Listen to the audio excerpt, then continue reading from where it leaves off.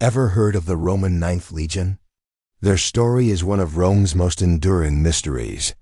A legion of nearly 5,000 elite soldiers, vanished, poof, gone, for centuries. The accepted story was that they marched into the misty highlands of Scotland to quell a rebellion and were never seen again, wiped out by the fierce Caledonian tribes. But what if that story, the one we've been told for generations, is a lie?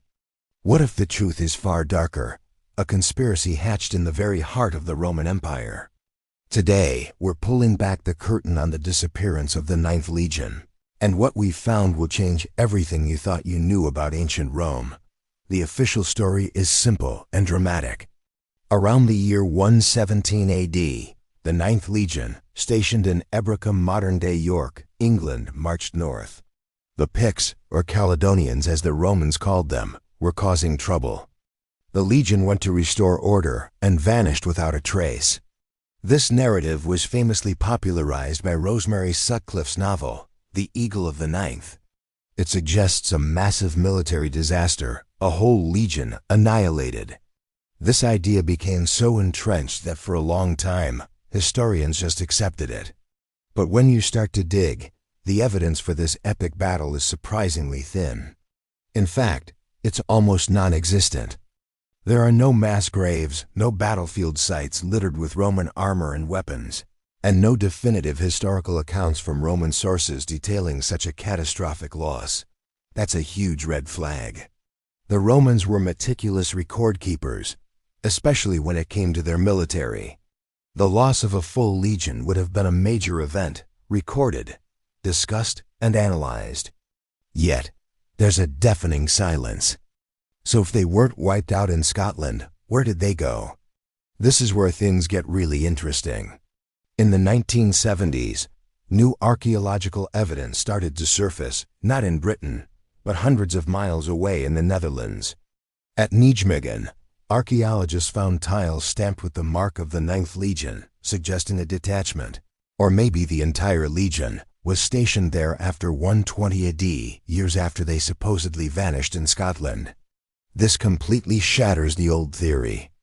It means the legion survived Britain, but the records still show them disappearing from the official army lists around the middle of the 2nd century. The mystery wasn't solved. It had just moved. If they weren't in Britain and they weren't in the Netherlands permanently, then what happened? This is where the conspiracy begins. Let's look at the political climate of the time. The Emperor Trajan died in 117 AD, and his successor was Hadrian. Hadrian's rise to power was not smooth. He was Trajan's adopted son, but many in the Senate were suspicious of him. Right at the beginning of his reign, 4 of the most powerful former consuls, all high-ranking military men, were executed for supposedly plotting against him. This was a brutal political purge. It sent a clear message: do not cross the new emperor. Could the Ninth Legion have been caught up in this political turmoil? What if the legion, or its powerful commander, was loyal to one of the executed senators? Or maybe even had their own ambitions for the throne? A legion of seasoned veterans would have been a significant threat to a new emperor trying to consolidate his power.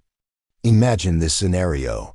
The Ninth Legion, known for its long and proud history, is commanded by a general with strong political connections, maybe to one of the men Hadrian saw as a rival.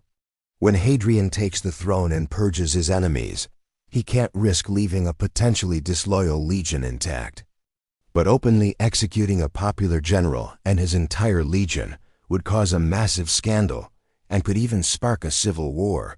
It would be a public relations disaster. So what's a ruthless new emperor to do? He needs to make them disappear quietly.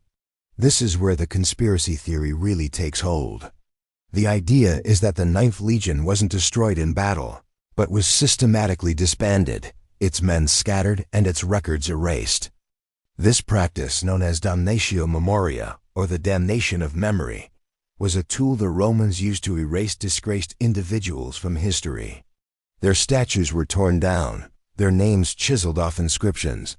Why not do the same to an entire legion? So how would this have worked? It wouldn't have been a single dramatic event. More likely, the legion was broken up. Small units would be transferred to other legions on opposite ends of the empire, from the deserts of Judea to the forests of Germania. The legion's eagle standard, its heart and soul, would have been quietly retired or destroyed. The legion's name would be struck from official army lists. Over time, the 9th Legion would simply cease to exist. To cover it all up, the convenient story of a disastrous campaign in wild, untamed Scotland would be allowed to circulate. It was the perfect cover story. It explained the disappearance, painted the legionaries as heroes who died for the empire, and avoided any awkward questions about political purges. It's a brilliant, cynical piece of political maneuvering. Further evidence points to a potential Eastern deployment. Inscriptions bearing the names of senior officers of the 9th have been found in the Middle East, dating to the period after their disappearance. One theory suggests the legion was transferred east to fight in the Bar Kokhba revolt in Judea, a brutal and bloody conflict that started in 132 AD. Roman historian Cassius Dio writes that the Romans suffered heavy casualties in this war, even losing a whole legion. But he doesn't name which one. Could it be the 9th? Perhaps the legion, already disgraced and on its last legs, was sent on a suicide mission, a final bloody end in the Judean hills. This would be a convenient way for Hadrian to get rid of the last remnants of a troublesome unit. They would die in battle, far from Rome, and their loss could be attributed to the war, not a political purge. Think about it. The pieces fit together almost too well. A new, insecure emperor, a powerful, potentially disloyal legion, a sudden purge of top generals, and then the legion's mysterious vanishing act, followed by a convenient cover story that lasts for centuries. It's a conspiracy of epic proportions, a dark secret buried at the foundation of Hadrian's reign. The disappearance of the 9th Legion isn't a story about military failure. It's a chilling tale of political assassination on a massive scale. It shows the brutal reality of Roman power, where an emperor's security was more important than the lives, and even the memory of 5,000 of his own soldiers. So the next time you hear the story of the lost 9th Legion, swallowed by the Scottish mists, remember there's another darker possibility. The truth might not be buried in a misty battlefield in the north, but in the cold, calculated political machinations of an emperor determined to hold on to his throne at any cost. The 9th Legion wasn't lost, it was erased. It's a powerful reminder that history is often written by the victors, and sometimes the most important stories are the ones they tried to make us forget. What do you think? Were they lost in battle, or were they victims of a sophisticated imperial conspiracy? Let me know your theories down in the comments. Thanks for watching, and if you enjoy diving into the hidden corners of history, make sure to like and subscribe for more.